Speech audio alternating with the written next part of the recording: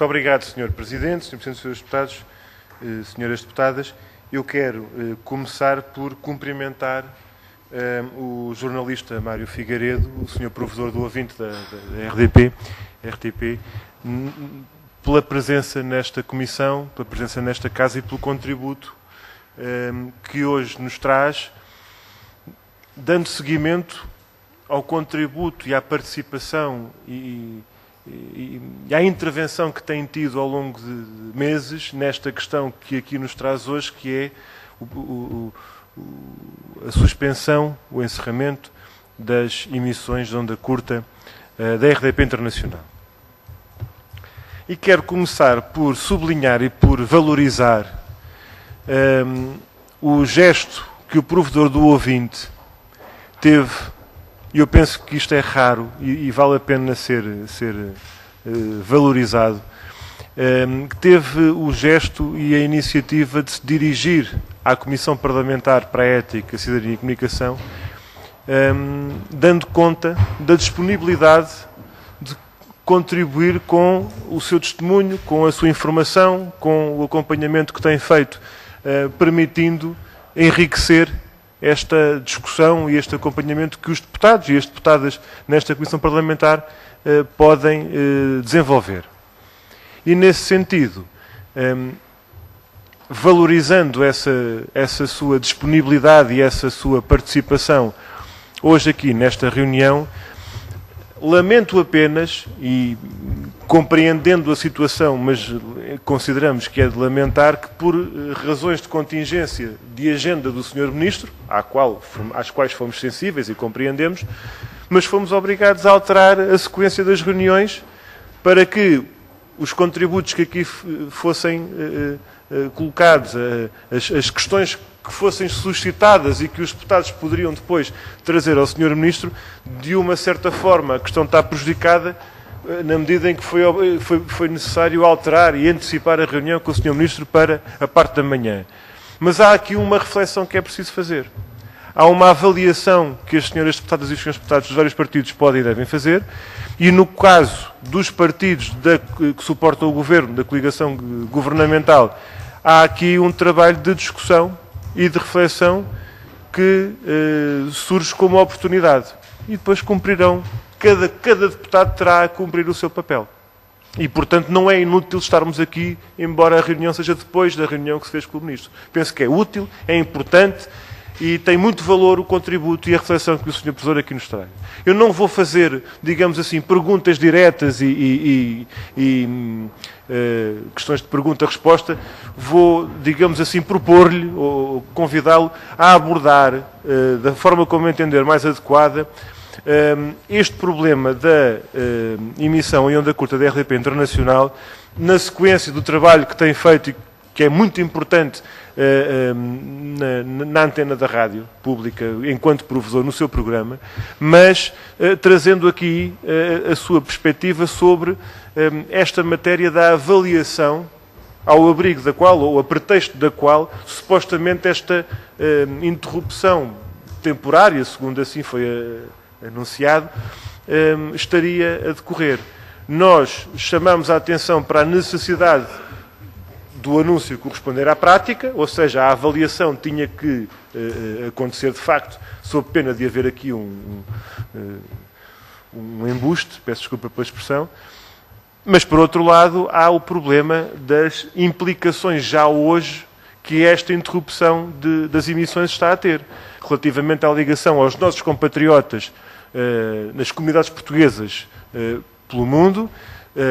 Já sabemos das outras formas alternativas de fazer a escuta da rádio pública por esse mundo fora, pela internet, pelo satélite, pelo cabo, pela FM em algumas cidades, em algumas capitais, mas nós chamamos a atenção para o problema de haver um número indeterminável. Não é apenas o facto de nós não sabermos, é que não é possível saber quantas pessoas podem ouvir a rádio pública por esse mundo fora, através do velho transistor, sendo essa a única forma, em algumas circunstâncias, e nesses momentos pode isso acontecer, a única forma de ter acesso a Portugal, em termos de rádio, de serviço público de rádio e de emissão, neste caso, em onda curta.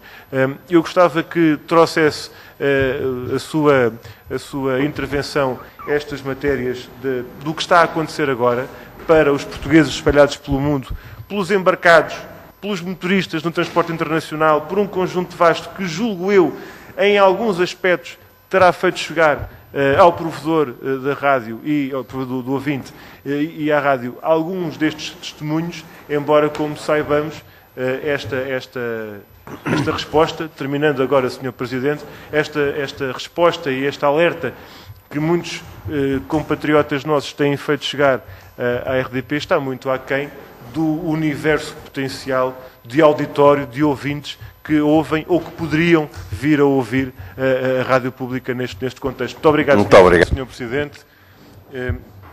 Se dúvidas houvesse, nunca houve, mas se alguém tivesse, por algum momento, dúvidas sobre a utilidade, a importância e a informação concreta que resultaria desta audição, aqui está um conjunto de informações muito significativas e muito sólidas do ponto de vista da fundamentação e do caráter factual, relativamente ao qual o provedor ouvinte está a trazer uma informação que eu julgo que a Assembleia da República não tinha e não teria de outra forma. Ao ouvir o Sr. provedor ouvinte, eu julgo que sem outro tipo de contactos e sem outro tipo de consultas, arriscava-me ou ousaria fazer um pedido ou uma pergunta ao provedor ouvinte.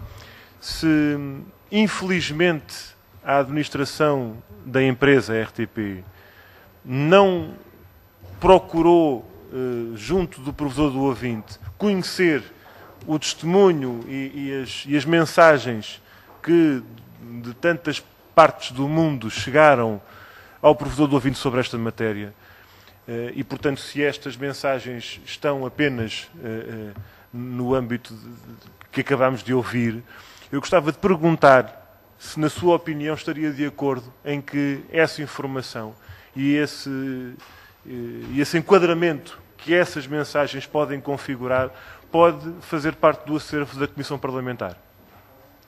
Pode ser partilhado com a Comissão Parlamentar em termos documentais. E eu gostava de fazer essa proposta e esse pedido, porque eu estava a ouvir alguns senhores deputados com uma questão que é lícita, que é legítima, que é o número a quantidade de ouvintes que reclamaram, que enviaram e-mails, e eu estava aqui a apontar à margem a quantidade e o conteúdo, e o tipo de mensagem que nos chega do auditório, que se manifesta. E o provedor ouvinte disse bem há pouco, aqueles que se manifestam, aqueles que tomaram a iniciativa de contactar a empresa a RTP acerca desta questão, aqueles que sabem o que é um e-mail e que sabem como enviá-lo. Eu hoje de manhã, na reunião com o Sr. Ministro, eu dizia, não é fácil de imaginar que um cidadão português ou de outro país que esteja no meio do mato com o seu transistor, que fica sem onda curta, vai mandar um mail. Porque se ele tiver mail, tem internet. Se tem internet, houve a RDP na internet, não precisa de onda curta. E, portanto, à partida, eu diria que muitos daqueles que serão os que, de repente, disseram lá onde estão, olha, deixei de apanhar a RDP, provavelmente nem sabendo muito bem em que contexto e com que decisões políticas, quer dizer, não serão provavelmente esses aqueles que vão fazer chegar o seu descontentamento e a sua exigência de retomar das emissões. E por falar em retomar as emissões, eu gostava de falar aqui da visita de grande interesse e utilidade que nós realizámos a semana passada no Centro Emissor de Onda Curta, em Pegões, onde verificámos, e eu gostava também de ouvir alguma palavra da sua parte sobre isso, verificámos e ficámos perfeitamente convictos da possibilidade técnica, toda a possibilidade, de retomar a qualquer momento a emissão em onda curta. E isto é importante, porque nós, a dada altura, tivemos a preocupação de se estaríamos ou não perante factos consumados. A partir do momento em que os emissores são desativados, todo o parque de instalações e material é retirado eventualmente. Bom, neste contexto há essa possibilidade. O Comitê de Coordenação de Altas Frequências, portanto, a instância internacional, digamos assim, entre pares da radiodifusão em ondas curtas, está avisada, entre aspas, para quando, se e quando for decidido retomar essa emissão. Portanto, nada é impossível. Esta é a nossa percepção e eu gostava de ouvir em relação a isso. Falou há pouco das poupanças e também colocámos essa questão ao Governo, a ideia falaciosa das poupanças. Porque poupar 860 mil euros, tal como nos foi dito também, significaria mandar material para a sucata e significaria deixar de instalações ao abandono. Ou então, gastava-se dinheiro na mesma em segurança, não se dispensando trabalhadores, e não queremos admitir nem acreditar que assim aconteça, há uma poupança que não é realizada e, portanto, não são os números, e mesmo que fosse, e eu mais uma vez quero saudar as palavras que foram aqui ditas pelo Sr. Deputado Raul Almeida, é que 1 milhão pode ser pouco. 1 milhão pode ser pouco. A questão é verificarmos, de facto, a influência, e eu gostava de pedir também ao professor do ouvinte, estes exemplos concretos, que são muitos e que são mais do que eu pensava, de rádios por esse mundo fora que continuam com a emissão em português, que eu acho que é particularmente embaraçoso para o nosso país. Mantermos um conjunto vasto de rádios a emitir em português e enquanto se desiste desta forma, continua esta atuação. Termina o seu tempo, Sr. Obrigado. Pura e simplesmente de desmanchar, desmantelar e cortar. Senhor provedor do ouvinte, eu agradeço esta participação e este testemunho e da nossa parte esta é uma matéria que não está encerrada, nem damos o assunto por encerrado, embora o Sr. Ministro tenha dito que esta é uma decisão para manter. Nós continuamos a acreditar que esta é uma causa justa e por isso não perde atualidade nesse contexto. Muito obrigado.